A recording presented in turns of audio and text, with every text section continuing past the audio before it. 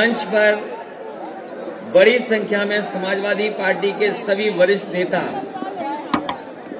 और साथ ही साथ जो दूसरे दलों से भी आज आए और पहले आए हैं, आज जो बड़ी संख्या में मंच में बैठे हुए सभी समाजवादी वरिष्ठ नेताओं का भी मैं बहुत बहुत धन्यवाद देता हूं। और मैं अपनी तरफ से भी जहां मैं आपका धन्यवाद देता हूं, वहीं आप सब लोगों को भी नए वर्ष पर बहुत बहुत बधाई और मुबारकबाद देता हूं।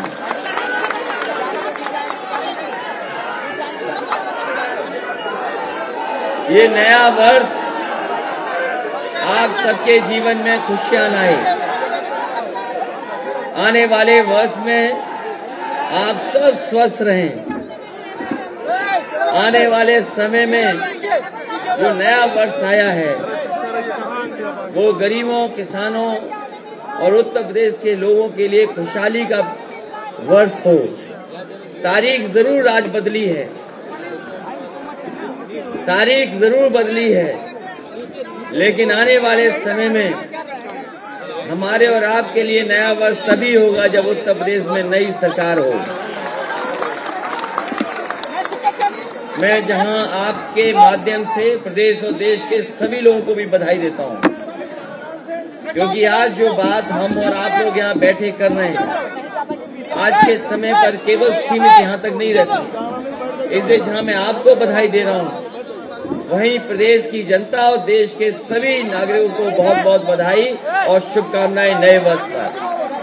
आज जब हम और आप सब लोग उठे होंगे, जब हम और आप सब लोगों ने आंखें खोली होंगी, तो जहां नया वर्ष था वहीं एक खबर ऐसी भी आई जिसमें बड़ी संख्या में लोगों की जान गई है।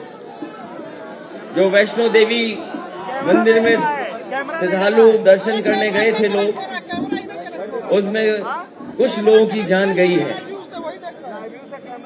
और बड़ी संख्या में लोग घायल भी हैं।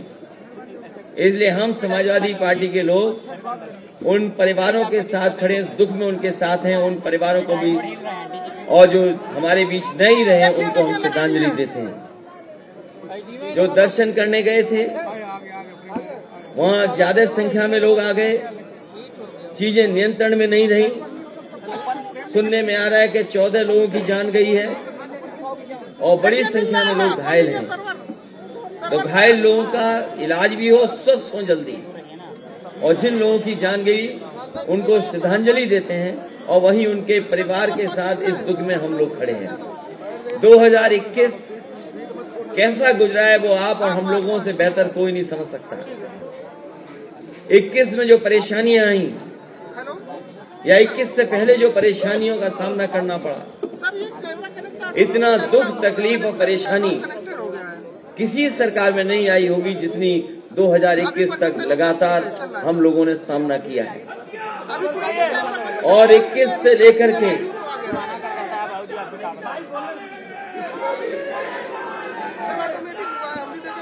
21 का साल बहुत दुख भरा रहा।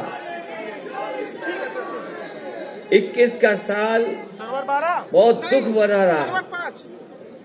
हम लोगों ने लॉकडाउन से लेकर के इस बीमारी को देखा और जहां लॉकडाउन में बड़े पैमाने पर लोगों का नुकसान हुआ, जहां व्यापार खत्म हो गया, लोगों की नौकरी छूट गई, कारोबार बंद रहे, कोई उद्योग नहीं चला, जहां सरकार को मदद करनी चाहिए थी सरकार मदद नहीं कर पाई। और हम लोगों ने वो समय भी देखा जब मजदूरों को अपने घर जाना था, उन मजदूरों को अपने हाल पे छोड़ दिया। जो लोग चल करके आए थे गुजरात से, महाराष्ट्र से, पंजाब से, हरियाणा से, इस उत्तर प्रदेश की सरकार ने उनकी कोई मदद नहीं की, उन्हें पैदल पैदल जाने दिया। और जिस समय सबसे ज्यादा गरीब को जरूरत थी, मजदूरों को जरूरत थी, उस समय सरकार ने उनको अनाज छोड़ने का काम किया। कोई मदद नहीं हो पाई, बड़ी संख्या में लोगों की जान गई, लगभग 90 मजदूरों की जान गई। उसके बाद भी जाने गई होंगी, सरकार ने मदद नहीं की। अगर कोई मदद करने आगे आया तो वही समाजवादी लोग थे जो मदद करने के लिए आगे आए। और जिस समय पैदल पैदल चल रहे थे लोग, मुझे खुशी है इसकी कि समाजवादी लोगों ने पूरी ईमानदारी से जहां मदद जैसी कर सकते थे की थी। समाजवादियों के साथ साथ तमाम एनजीओ संस्थाएं, तमाम ऐसे लोग जिन्होंने मदद की, हम उनको भी धन्यवाद देते हैं इस समय पर, कि जिन्होंने आगे बढ़ करके, आगे आकर के उस समय गरीबों की मदद करने का काम किया। 21 में वो तस्वीरें भी हम लोगों ने देखी जब अस्पताल में गरीब जाना चाहता था इलाज के लिए, तो बिस्तर नहीं था, दवाई नहीं दे पाई सरकार, और जिस सांस से लोगों की जान बच सकती थी, जिस ऑक्सीजन से जान बचाई जा सकती थी, वो ऑक्सीजन भी सरकार नहीं दे पाई, जिसके कारण बड़े पैमाने पर लोगों की जान गई। वो तस्वीरें हम लोगों ने देखी हैं और कभी देश और दुनिया नहीं भूल सकती कि जहां पर गंगा के किनारे कितनी लाशें पड़ी दिखाई दी। सबसे पहले तस्वीरें आई थी बक्सर से, बक्सर के बाद गाजीपुर, बनारस में वो कतार जहां पर दाह संस्कार के लिए लोगों को इंतजार करना पड़ा। वो तस्वीरें इलाहाबाद से भी आई, लाशें गंगा के किनारे पड़ी दिखाई दी। उन्नाव से लेकर के कन्नौज तक जहां जहां घाट थे, जहां जहां गंगा का किनारा था, जो लकड़ी अपना इंतजाम कर सकते थे वो लकड़ियों का इंतजाम कर ले गए, लेकिन जो गरीब लकड़ियों का इंतजाम नहीं कर पाए वो अपने परिवार के लोगों को वैसे ही गंगा के किनारे दफना करके या मिट्टी से या बालू से दबा करके चले गए। अगर कोई नाकाम था उस समय तो यही भारतीय जनता पार्टी की डबल इंजन की सरकार। इसलिए जब साल चला गया और हमें उम्मीद है, भरोसा है कि जो 22 है, इस 22 में ऐसी बीमारी नहीं आएगी, हमको आपको ऐसी तकलीफों का सामना नहीं करना पड़ेगा। अक्सर नए साल पे लोग संकल्प लेते हैं, अंग्रेजी में रेजोल्यूशन करते हैं कि अगले वर्ष हम ये नहीं करेंगे। हम बहुत सारे लोगों को सुनते हैं कि कोई न कोई नए वर्ष पे कुछ न कुछ करता है, कोई न कोई संकल्प लेता है, क्योंकि हम पॉलिटिकल पार्टी के लोग हैं, हम लोग पॉलिटिकल लड़ाई लड़ रहे हैं। हम गरीबों को, किसानों को, नौजवानों को और तमाम छोटे व्यापारी, छोटे दुकानदार, उनको सम्मान देने का और उनको आर्थिक रूप से खुशहाल बनाने के लिए हम वो लोग हैं जो डॉक्टर राममनोहर लोहिया के सिद्धांत पे चलने वाले लोग हैं। हम वो लोग हैं जो डॉक्टर बाबा साहब भीमराव अम्बेडकर के सिद्धांतों को आगे बढ़ाना चाहते हैं। हम समाजवादी लोग वो लोग हैं, उस विरासत के लोग हैं जिसमें जनेश्वर मिश्र जी से लेकर के, मोहन सिंह जी से लेकर के, ब्रजभूषण तिवारी जी से लेकर के बड़ी संख्या में नेता हैं जिनसे हम लोगों ने सीखा है, समझा है। और हम समाजवादी लोग वो लोग हैं जो नेताजी से संघर्ष और नेताजी के बताए हुए रास्ते पे चल करके कई बार यहाँ पर सरकार बनाए हैं। उत्तर प्रदेश में कई बार सरकार बनी है। इसलिए जब 22 की शुरुआत है, 21 तो इन्होंने बहुत खराब करने की कोशिश की। भारतीय जनता पार्टी के लोगों ने 21 तो इतनी खराब करने की कोशिश की जिसकी कल्पना नहीं की जा सकती। न जाने कितने लोगों को झूठे मुकदमे में फंसाया गया।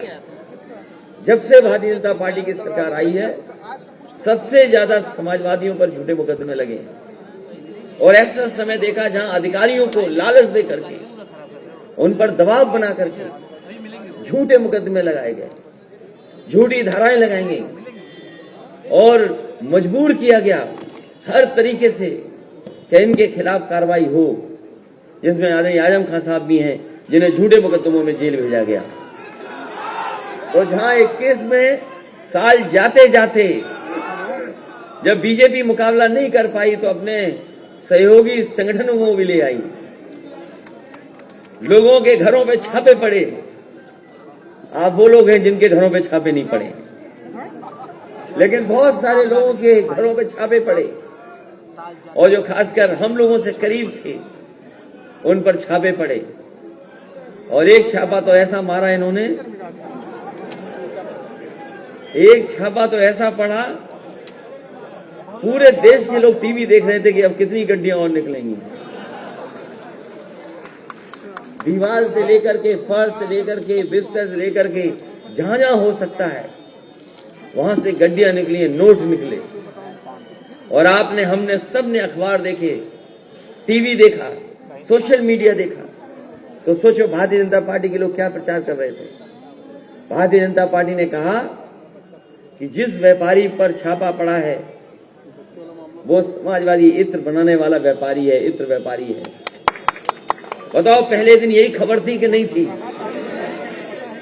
और बीजेपी के नेता चाहे दिल्ली के रहे हों, चाहे लखनऊ के रहे हों, चाहे वो टीवी पे बोलने वाले रहे हों, उन्होंने यही एक बात कही कि जिसके यहाँ ये पैसा निकल रहा है ये कोई और नहीं, ये समाजवादी इत्र बनाने वाला है। जब मैंने पूरी छानबीन की और पूरी जानकारी कर ली और इस बात की जानकारी की कहीं कोई हमारे से संबंध तो नहीं है, कहीं हमारे किसी साथी का कोई संबंध तो नहीं है, जब इस बात से मैं पक्का हो गया तब हम लोगों ने कहा कि ये डिजिटल इंडिया की गड़बड़ी है, ये डिजिटल इंडिया की गड़बड़ी है। इन्हें छापा मारना था किसी और के यहां और इन्होंने छापा मारा छापा मारना था समाजवादियों के यहां, लेकिन छापा मार दिया अपने साथी के यहां। और कैसे हुआ सोचो डिजिटल इंडिया। और अब देखिए दिल्ली से लेकर के सब लोग कह रहे कि नहीं कह रहे। पहले प्रचार किसने किया ये बताओ कि समाजवादी इत्र वाले के यहां छापा पड़ा है। अगर किसी ने पहले प्रचार किया है तो वो भारतीय जनता पार्टी ने किया है कि जिसके यहां छापा पड़ा इत्र बनाने वाले इत्र व्यापारी के यहां है। हम समाजवादियों ने किसी ने नहीं कहा कि हमारे यहां छापा पड़ा है। हम लोगों ने किसी ने नहीं कहा कि वो समाजवादी इत्र बनाने वाला है। और आज जब उनके स्टेटमेंट सुन रहे हैं, वो जो अपनी बात को जो नहीं सच साबित कर पाए, वो हम लोगों पे क्या आरोप लगा रहे हैं कि हमने तो कहा ही नहीं था कि समाजवादी इत्र इनके पेट में दर्द क्यों हो रहा है। और हम तो उनसे कहते हैं कि आपके पेट में दर्द क्यों हो रहा है जब आपका पहला वाला छापा मारने वाला आपका ही आदमी निकला। जिसके यहां छापा पड़ा पहले उन्हीं का आदमी निकला। अपनी खीस मिटाने के लिए, अपनी बदनामी बचाने के लिए इन्होंने दोबारा छापा मारा। बताओ। और वो पहला डिजिटल इंडिया का इसलिए गड़बड़ी हुई क्योंकि दोनों व्यापारियों के नाम एक से हैं, दोनों का नाम एक सा है, दोनों का रहने वाली जगह एक है, दोनों का मोहल्ला एक है, दोनों का कारोबार एक है, दोनों के जो घर हैं वो एक जगह हैं। अगर कन्नौज में घर है तो दोनों का घर है, कानपुर में घर है तो दोनों का घर है, मुंबई में घर है तो दोनों का घर है, और कारोबार भी एक सा है, एक्सपोर्ट भी एक सा है। तो इसलिए इन्होंने छापा हमारे यहां नहीं मारा था। पहले इन्होंने अपने यहां छाप मारा था। और ये जितना भी पैसा निकला है वो समाजवादियों का नहीं है, वो भारतीय जनता पार्टी के लोगों का ही होगा पैसा जो वहां पर निकला है। और सबसे बड़ा सवाल है, बताओ नोटबंदी फेल हो गई कि नहीं हो गई। और उस समय भी हम लोगों ने कहा था जब नोटबंदी हुई थी कि रुपया नहीं काला सफेद होता है, हमारा आपका लेन देन काला सफेद होता है। और कभी कभी काम में, कारोबार में, और जब हम एक दूसरे के बीच में पैसे को इधर से उधर करते हैं तो कब सफेद का काला हो जाए, काला से सफेद हो जाए, हमें पता ही नहीं लगता। इसलिए रुपया काला सफेद नहीं होता, हमारा आपका लेन देन काला सफेद होता है। इसलिए पुरानी बातें हम भूल कर 21 की, अब 22 में हम लोग जाने जा रहे हैं, 22 में जा रहे हैं। इसलिए पहला संकल्प समाजवादी पार्टी का होगा। समाजवादी पार्टी की सरकार बनने पर हम समाजवादी लोग जब सरकार बना लेंगे तो 300 यूनिट घरेलू बिजली फ्री होगी। समाजवादी सरकार बनने पर 300 यूनिट बिजली घरेलू फ्री होगी। और इसके साथ साथ हमारे किसानों की पूरी सिंचाई पहले की तरह फ्री होगी, माफ होगी। आज 22 है तो केवल हमारा पहला संकल्प पत्र यही रहेगा, पहला संकल्प। और समाजवादियों के लिए तो कहा ही जाता है कि समाजवादी पार्टी के बारे में यही कहा जाता है कि इनकी कथनी और करनी में कोई फर्क नहीं है। और जो भाजपाइयों के बारे में कहा जाता है कि भाजपाई जो कहेंगे वो झूठी कहेंगे।